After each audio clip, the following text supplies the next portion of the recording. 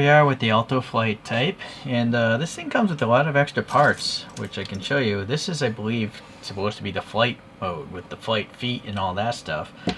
So it does come with a Roy here. The top and bottom can come apart. I'll put these 15s because that's the kit number. But it actually has 2 extra shins that can replace those shins, or they could probably go onto the flight pack as well. So these are more like land-based shins, it looks like, whereas this one actually has wings on it. Then it actually has 2 feet with ankle guards for walking around and fighting on ground. It has 2 different kneecaps to hide that joint there, so these are far more armored than what's on there. And then it has 2 alternate heads. So the head on there I've never seen before. This is similar to another type of robot, the Alto ground type, but it's not actually identical. And then this I've never seen before. This also looks very flight-like. It reminds me of Macross helmets.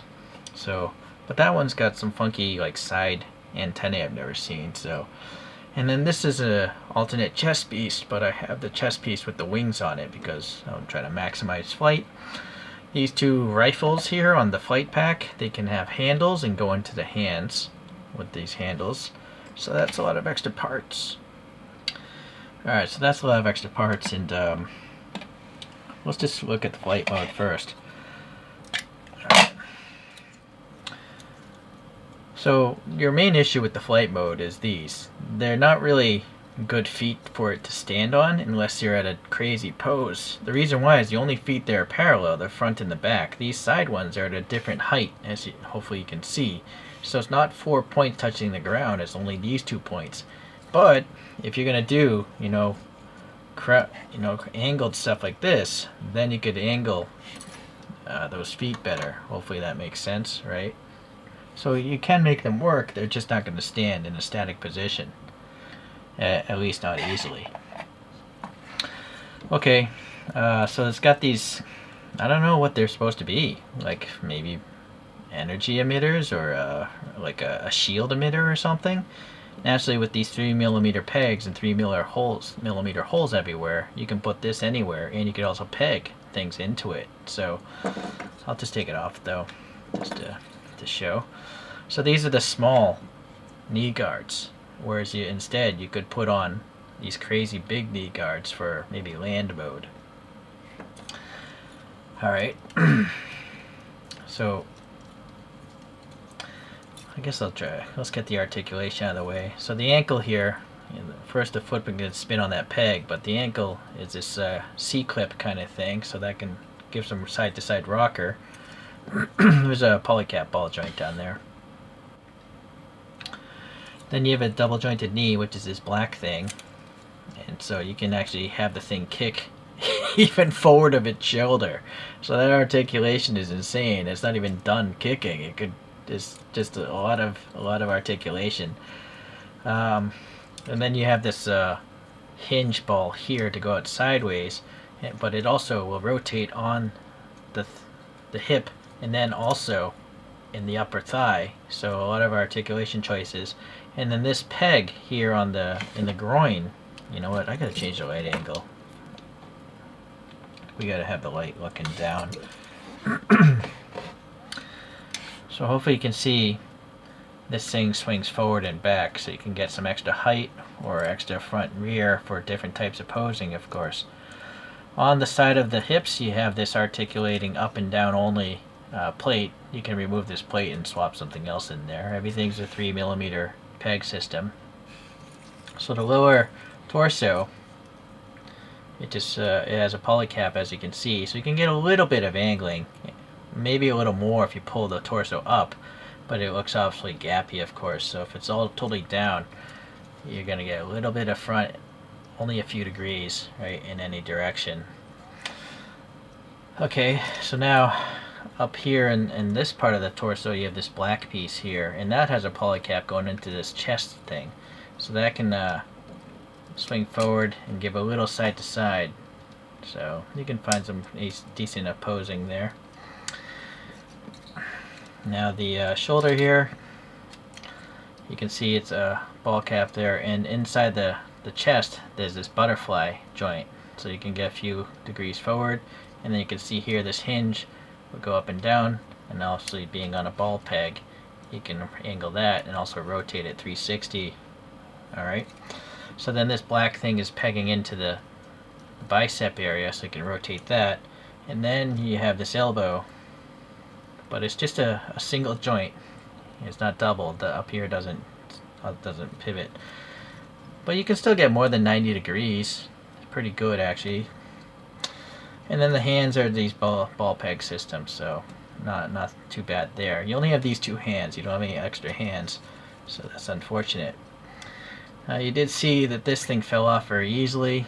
This can pivot out a little bit, this black piece, so if you move the arm up a lot, you can clear it, right? Or move it down, or basically, yeah, there you go. Alright, the head, this neck will pivot forward a little bit, but not really back, and then the head is a ball peg system there, right? So you can actually get a good look upwards, down a little bit until it collides with the chest, and then obviously tilting the head. So you got this little wing nose, which is kind of weird looking, but it is a flight unit. But if you want to go with the normal chest piece and make it look more like a ground unit, looks more like a tank now, but you're exposing these two peg holes now. And in fact, let me take off the head and swap out these pieces here. So what's really nice about this is the clear green mask there inside. You could put some paint back there to get some better detail behind there. This is very similar to a ground unit. Yeah, so that's definitely not the greatest. But this one I think is really good for a flight kind of unit.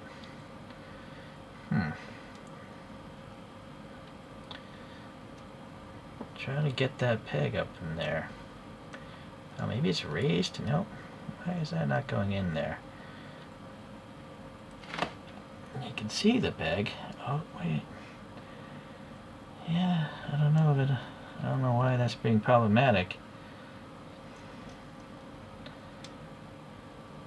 Yeah, maybe this is supposed to go somewhere else. Maybe it's not supposed to go here, because I don't see anything for the side. There's only that one tongue there. This one is, no, that's a chest piece. Yeah, you know, this belongs somewhere else. I apologize. I don't know where it belongs. So there's only two face masks. So I guess I will go back to this one, because it's quite unique. Still a little pain to put in, but, we'll get it. There, finally. Jeez. Alright, so we got to keep an eye out for some sort of groove that looks like a U shape. Alright, now this jetpack here is pretty cool because it can peg into other robots, because it's just a standard two round peg interface. And you can see it's got intakes to the thrusters there, and then exhaust out the back, which is neat. So this wing here can flip up and down, and it's on a rotating clip, and being on that rotating clip you could put it elsewhere, of course. So, but I think that's the pretty logical place for it to be. And I may as well take these off and convert them into rifles. So it's just this one piece here, and they're identical pieces, so it's hard to mess it up. Alright, so now those will fit into the hands in a moment. We'll get to that later. Alright, so this also, there's basically two pegs, one on this side and one on that side. So this could go up, or this could go down, or whatever, even further, right? And then these leg-looking things can peg into anywhere here. So there's a C-clip for that. And then this is a hinge joint. And then what's really cool is these back thrusters, these two sides will splay out. Air brakes or vectoring, right? So that's pretty neat. Alright, so yeah, maybe I don't know why you'd want to do this, but yeah, you could put them way out here maybe. Alright, and so like an F-14 though, these wings can also pivot inside of these little side plates. It does look a little weird to have the peg coming through such a thin wing. Yeah, that seems odd. Let's put them maybe right next to each other here. See what that looks like. Nope, they won't fit. They're too bulky. So sadly, well, I guess we could put them on the top here. Let's try that. Where the rifles were. Oh, I have an idea already. So the fun part about 30-minute missions is just obviously tinkering with the stuff and repositioning things everywhere. So here, now they could be blasters. If you put some paint into them, they could look like crazy gun blasters. Or, again, just thrusting towards the back, but now on top. Alrighty. I think that's all the main articulation. Yeah. I can't think of much else. Still a little nebulous on this one. A little bit confused. Hopefully it'll arise. Alright, so I'm going to start putting this into like a ground mode. So I'm going to lose these feet here. These thruster feet. We're going to pop on ground feet. Oh, you know what? I'll even also swap out these lower legs, because these legs have wings on them. You gotta make sure to take out the back of the knee joint, which I didn't do there. So then you can pull this out, pull this out. The only issue is you gotta bring these black C clips over, which is kind of a pain. Wish it came with an extra set, but I guess that's why they sell option packs. Alright, so that goes there. This one will pop into this one. Let's find the new shins. New shins here. Alright. I'm going to put this circle in the back so it won't collide as much with the ankle armor there.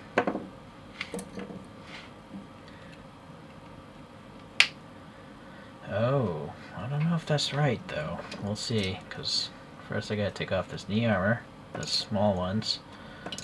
Now let's pop this on and see if this works. Where's the big knee armor?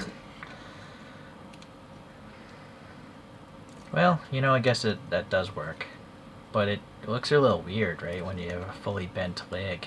Look at that articulation, the leg is quite impressive. Standing up wise though, yeah. You do that. I'm going to put the other one in upside down, just to see what it looks like. So other big armor, let's push this one up like this. And so that still works also. The only issue is there's this big recess there that looks a little bit weird. But when it's bent, it doesn't look as ridiculous as this one, right? So, up to you, at your discretion. Take the flight pack off. Alright, so now let's pop in the rifle.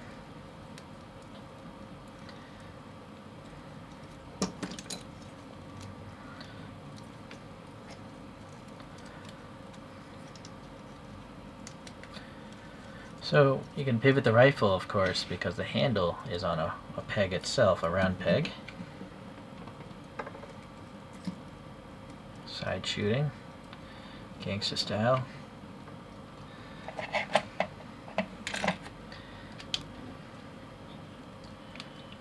So it's not bad as a ground unit, but you know, there are Alto ground units, but they just don't come as loaded up as this thing. So now I'm a little curious about these. Let's pop. I think you can't place those side by side, it's too close. Maybe those are energy field emitters or something.